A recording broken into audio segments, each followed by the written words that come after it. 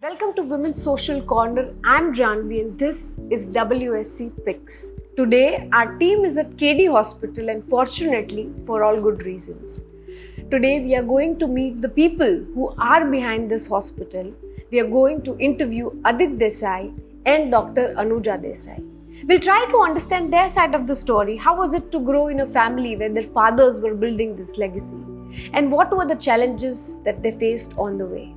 So let's have a conversation with them. So welcome on our show. Thank you. Yeah. So tell us about the journey. How was it, growing up in a family where your father was building a career and this hospital? Yeah. So, both our parents are doctors, and our father was a government employee for most of his life. He used to work at a civil hospital, and he was also the president of MCI, which is the government body that regulates medical colleges of India. And later in his life, he realized that he wanted to give back to the society and, kind of leave a legacy where our grandparents are also involved. So he decided to build a hospital, on their name. Yeah. And the whole vision behind the hospital was very clear from day one that it has to be the most affordable hospital in the state of Gujarat. Okay. And to give the people of Gujarat, from whichever class of background they come, whether it's the poorest of the poor or the richest of the richest, should get quality, affordable healthcare at one place. True. So that was his vision behind the entire hospital. Yeah. You want to add something? Or? So answering a question about growing up, that was a question. What he explained essentially that the vision of building a hospital which is affordable, that is one thing, but then to run that hospital with the same vision is a second thing. Yeah. So the values that we have been taught in childhood, growing up, and still we are still learning from our parents, is based on this values only we're able to run this hospital with the vision that it was built. And we are on this track since last 5 years, and I'm sure there is going forward also we are going to be on the same track. And we are making sure that all our employees are also on the same track and have a similar vision. So from our childhood we have been taught like this, and that is the reason we are here where we are. True. Essentially. And when your parents have built such a valuable, institute, tell us that was there pressure on you as sibling to maybe overperform or to be, deliver as? I think that pressure is there on every children where, their parents are successful. Yeah. Or they're doing something, they have done something crazy in their life. So that pressure is always there, but we were pretty confident on our own skill and competence level also. That whatever they want to execute, we'll be able to execute and maybe do much better. Okay. Similar. So it's not about pressure, it's about the constant support and encouragement that we get from our parents. We have seen what our parents have done throughout, we have learned from there, and we are not exactly copying what they have done, we are trying to create our own journey. But their support is essential for this thing. Pressure is obviously what keeps us going. Without pressure, we are nothing. True. So that is something that we love, and we ensure the pressure remains as it is. Oh, lovely.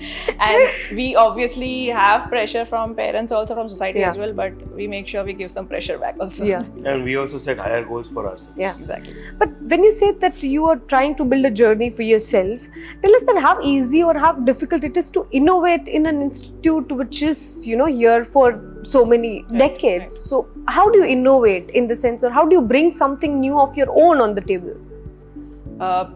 So basically what we do is we have certain thoughts, we brainstorm it within our team. Our team gives us some ideas back. We don't think what other organizations are doing, because if you think what they are doing, you are going to exactly copy what they are doing. So we don't think, or we don't even see what they are doing. We try to create our own thing. There has never been a discussion that XYZ organization has done this, so we have to do this. Never. In the past 5 years, we have never had this conversation with our team and within ourselves as well. Whenever we want to do a brainstorming session, the first question is, what is something that we can do which has not been done elsewhere in the entire world, not just Gujarat or India. We're talking about entire thinking world. Global. Yes. We think globally what has not been done so far and what we can practically do in a city like Ahmedabad. So all our ideas and brainstorming sessions start from there. That is how we innovate. And when you talk about running a hospital, like I talk to other entrepreneurs and they talk about products or they talk about food or something, but here you're dealing with living beings, people. So tell us how difficult it is to be sitting on that chair where you are taking decisions, So how does that work for you? So we were pretty clear from day one that we want to have the best doctors and the best staff. Yeah. Because they are the people who actually go and execute the healthcare services whether it's an operation or just a small dialysis session where a nurse is taking care of it or a very senior doctor is taking care of it. We're very clear that we want the best trained people and most skillful people in this hospital that we can trust. And after that, we've never questioned their practices or tried to teach them how to do their job. We kind of have that culture where we get the people who know what they're doing and then let them do their thing. So that's the whole, from day one, that has been our, whenever we're hiring either a nurse or even the most senior doctor, we kind of do our own background research on that person, and once they are on board, we let them do their job. True. So as he said, we hire the people who have the same values and thought process as us. From day one, we inculcate this practice that we are going to provide quality healthcare at affordable rates. That's our main the one line, exactly. That's the one line that we all live for. So ranging from us to the doctors to the junior most staff, even to the security, the same ethics and values have been incorporated in them from day one itself and in the routine training sessions also. That's only one simple thing that we are running this hospital for. It's providing quality healthcare at affordable rates. That's it. Any patient, whether that patient is staying in a general class ward or if the patient is in a residential suite, the same quality of service is provided to both the extremes of the population. True. And tell us about your journey of coming to healthcare, industry. Was it by choice or it happened because your parents were into this field? Like, give us a glimpse. I think in India it's a gradual thing, right? Whatever the parents do, there's a 90% chance that the children will do the same. Because it kind of makes sense. So I actually prepared a lot for being an engineer. For 3 to 4 years I did my IT training, everything. But when the time came to choose A group or B group, I kind of went that I want to be a doctor. But I was very clear from day one, and I told my parents when I was probably 17 years old that I will not practice ever in my life. I'll be a doctor, but I'll definitely go to the management side. Whether I'll do a job or we didn't have a hospital back then. We had no family hospital back then. But I was very clear, if we don't have a hospital, I'll do a job somewhere where I'll manage people. I'd rather do that, and practicing was never the thing. I was never attracted towards that part of being a doctor. That's good for him that he is not into clinical. His inclination towards management was, I think, probably some 10th standard. As he said, when the time came for A and B, a lot of discussions had happened in the house as well. For me, yes, it was pretty clear because again, as he said, we see our parents doing what they're doing for the past 16 years, at the age of 16 years. All their friends, family members, everybody around us are medicos. So that is something that you have seen growing up and you aspire to become like that. Hence for me it was pretty clear that I'm going to take medicine. I wanted to practice as well. So then obviously MBBS, and then I took up ophthalmology branch. Then I did masters in that. Back then there was no idea of opening a hospital so soon. But when I finished my studies and the hospital was right here, again I had no plans of being into management. I was purely into clinical, but then gradually I liked doing what I was doing. So now I'm doing balancing both the worlds. Pretty good, I would say. But Anuja, there's so less women in decision making, irrespective of healthcare or any industry as such. But considering that you are in that management position, you can take decisions, for this institute. Like, what do you bring on the table where you also see that a certain gender also gets its representation? The question is correct, but I think in this era, I don't think people are much into who's sitting on the chair. As long as they deliver the correct ideas and implement things. So what extra do I bring? I wouldn't say I'm bringing anything extra on the table. I'm just supporting what ideas and discussions are happening. Maybe I would say I would bring in that little emotional touch, being a female probably at some point. But apart from that, I don't see any gender bias that is happening currently, at least in this organization or the people that I've met around me. 75% of the organization is women. Because usually the nursing profession is picked by women. So a lot of majority of women employees. Even in our senior management, there are Almost 4 women around and 2 positions are guys, there. which Okay. is me and our CEO. Exactly. So I see it's tilted So towards the the leadership is also like very women centric, Okay. and we're happy with it. Lovely. Hence the balance. Like, I mean, I'm Yeah. not the only person, only female in the room. Yeah. As I said, almost 75% of us are females. Females. So it Lovely. doesn't matter much to us. Yeah, so there is, Exactly. equal representation. Also, tell me that what has been the most testing times of, professional or the personal lives, and how did you overcome that? Like in building anything, there are, tough So I think in situations. personal life, usually with all other professions, it's a 9 to 5 kind of a setup. But in doctors, there's no time limit in the day. There are times where we have been here for 40 hours. Or there's time where I had to come at 2 in the night and take care of some patient or something or some emergency that has come across. So that is of course we are used to it from the day one of our college, that okay, this is going to be our life. Even most of our doctors are 55-year-old, but they come here at 4 in the morning. Okay. Or they come here at 2 in the morning and then go back home, come back again in 2 hours. So that's the kind of lifestyle we are used to. I wouldn't say they're testing times, but it definitely is not a very ideal situation for the family also. Like, at least I don't have a full kids or anything, but people who do, I'm sure for them it's a very difficult thing to manage. To give time to the family also and then take care of a patient at odd hours is, I think, the most difficult part of being a doctor. But any rock bottom, where you hit rock bottom, any moments? It does happen at times. I mean, it's not we are used to it. We know that we have to, this is a 24-hour job. We cannot shut our phones and sleep. But as he said, there are times when you have to stay here for longest hours. You do hit rock bottom, but when you feel you are staying here for 40 hours and the outcome was successful of you staying back and you have actually helped save a life, then that brings out the joy. COVID definitely was something that we did not expect, but there's so much pressure on the healthcare. So much pressure. In one day we had 250 patients getting admitted in the same day, right? My God. So that was, I think, the most difficult. Lack of supplies, lack of everything. I mean, you are aware. I wouldn't indulge into that. But still, we did not. I wouldn't say we hit rock bottom because the team was here throughout. Everybody was here throughout. So it wasn't rock bottom, but during that time, trying to save people who are close to you. Doing everything, giving them all the drugs possible in the world, and then nothing happening is very disappointing. Because you have to, at the end of the day, face their family also, who have been very close to you, kind of trusting you, with their relative. And we have been taught to save lives, and in that moment, because of maybe say lack of oxygen or supplies or beds, we were not able to provide that kind of service. That was disappointing. And not just COVID, I mean, any patient trusting us, and if it doesn't happen, it's kind of a disappointing feel for the entire team. But it's kind of a thing that is going to happen throughout our lives.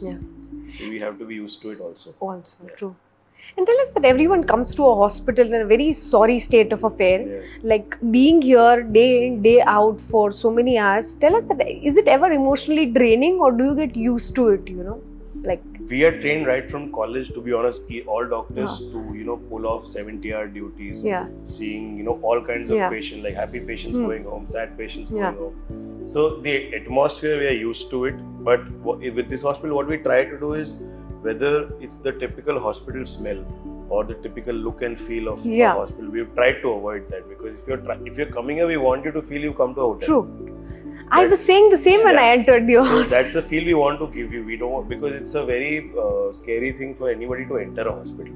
Or to think that, should I have to go to a hospital? Right? That's the worst feeling for anybody. Even I have something and I have to come here and meet a doctor. It's very, I don't want to do it. So whenever somebody comes here, we try that they don't feel it's a hospital. And that typical hospital smell also we try to avoid on all the floors. True. I mean, nobody comes here by choice, of course. And if they have to, because of something that is happening in their body, we try to remove those unwanted facts, as you said, the smell or maybe the food or the interiors that we have designed aesthetically, the natural light, everything that has been designed in a way. What we can do medically, obviously, we're going to deliver, but non-medically, how else we can make their experience a little better. True. That's it. True. I always believe that hospitals are hotels with doctors. That's how it should be. That's a lovely way to, So it's exactly all services, the entire feel, the architecture, the interior has to be like a hotel, but with doctors. Yeah. And there's so much been built by your parents and by you both. Tell us, what's the next big thing, that you guys are planning, or what do you aspire for now? So when we started this hospital, we had a 20-year vision in mind that how gradually, we'll kind of grow. So the vision is to have a medical city where we have a building for each specialty. Yeah. Currently, we call a hospital a multi-speciality hospital. Yeah. We want specialty hospitals. We want one hospital or one specialty for a particular thing. And like that, for all specialties, we want to have a separate building and kind of create a medicity environment at this place only. We don't have any plans to go to another city or have a chain. We want this to be the main hub, and maybe we can have a hub and spoke model where we have smaller referral centers in cities. But if anything major has to happen, it has to happen here only. True. So, this building is 5 years old now. So, we are coming up with another same size 300-bed hospital right next to this one. And in that, we'll have our own cancer hospital, which will be the largest cancer hospital of Gujarat in terms of number of beds in the private sector, of course. And apart from that, we'll have the largest eye hospital of Gujarat in private sector in the same building. So, as I said, so in that one building, there'll be only 2 specialties that we'll focus on. So that's going to be our next step. So we're starting next month. We've already finalized the drawings and everything. So that's going to be our next big project because it's going to be the same size. Yeah. So it's like opening a completely new hospital from scratch. True. And as siblings, do you still fight? How did that become better over the years? Again, the quality of fights have become better. Because our vision is same, so we usually don't end up fighting in work-related stuff. We don't usually fight. We're mostly on the same. On personal level, yes. Work-related, we are on the same page. And considering the parents are in this industry, you both are in the same industry. So, what's the dinner table talks like? They try to definitely guide us, teach us that do this in the hospital, do that, or you could have done this better. Yeah. But that's every parent. Even if they were not from the industry, they would have probably tried to teach us or guide us. So those are usual talks that we have when the work-related talks are happening. Yeah. And all of us are working, so we get very little time with each other. So whenever we get, it's like we try to pick each other's brains. And we meet only in the hospital. We don't meet at when we're home. Because timings are different. Seems like it's by choice. No. That's how it is.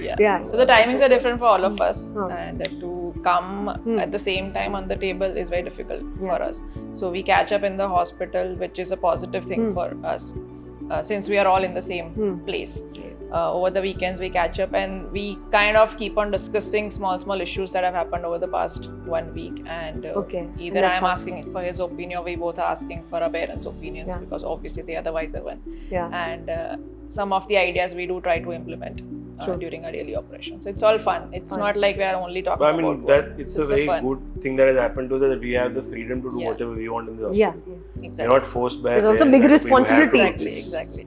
Yeah. So I think that's a very big part, for where we've reached today, is the freedom that we've gotten to do what we want. Like for some entrepreneurs, work is life, would you want to share anything about the other side? Like we know you both from KD Hospital and building this, but what's the other side of your personality that not many people would know about? I spend most of my time working. Same. Right from I wake up to the that's time the I only sleep. personality. And apart from that, if I get some time, I try to play a sport. Sport. But I kind of, if I don't have work, I'm very tensed. If you don't I have don't work. have work right Exactly. None of us are both of us exactly the same. Kya bhi kya kare? What are we doing? And if I have nothing to do, I kind of try to think of new things to do. It's always my daily routine is also almost 8 to 10 hours a year, probably sometimes Sundays as well. So I have a lifestyle that in one entire quarter probably I'll be working extremely hard for 2.5 months, and last 1 week I'll be traveling. So that is how I've built. So I need that break. So a lot of my time goes in traveling, and during that time I'm not working. Working. Those True. 4-5 I'm days. usually I'm not off. here most of the times. I kind of work from a lot of different places. Whether I'm places. at home or Yeah. if I'm traveling also I work. Then if I've not come here for a long time, then I come here and work. Yeah. So it really depends. You I have can that- work from anywhere, Yeah. and I like doing that also Right. because I don't like going to the same Same every place day. and working. Yeah. I mean, I should, but I kind of. Yeah.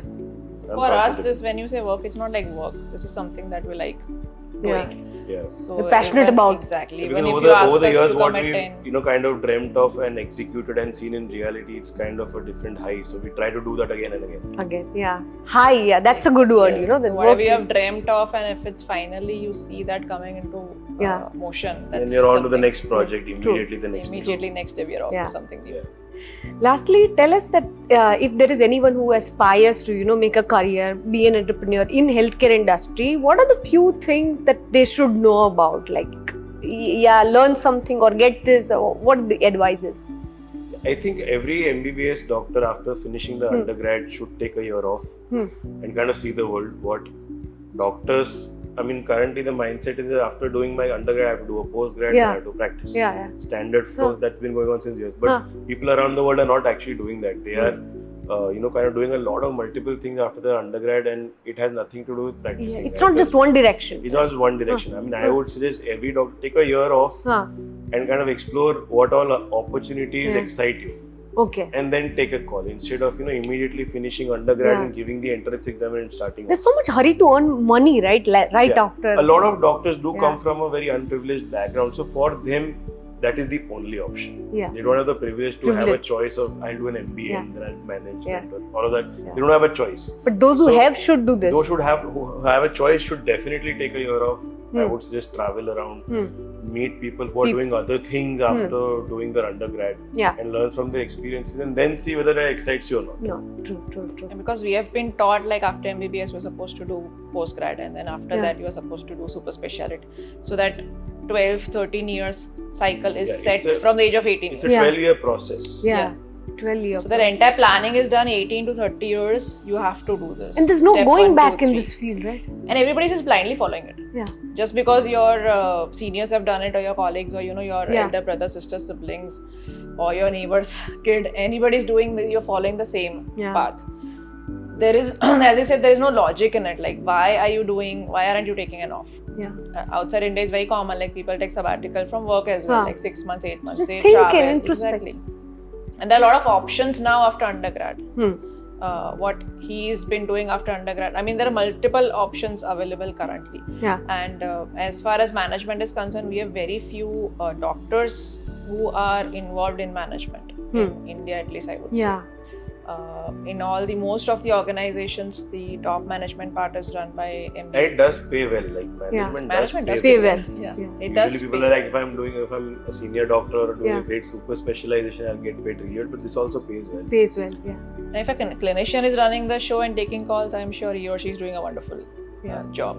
So, I mean, everybody should either take a sabbatical or at least explore and meet entrepreneurs from different areas, at least interact with them. Then what options do you have after your undergrad? True.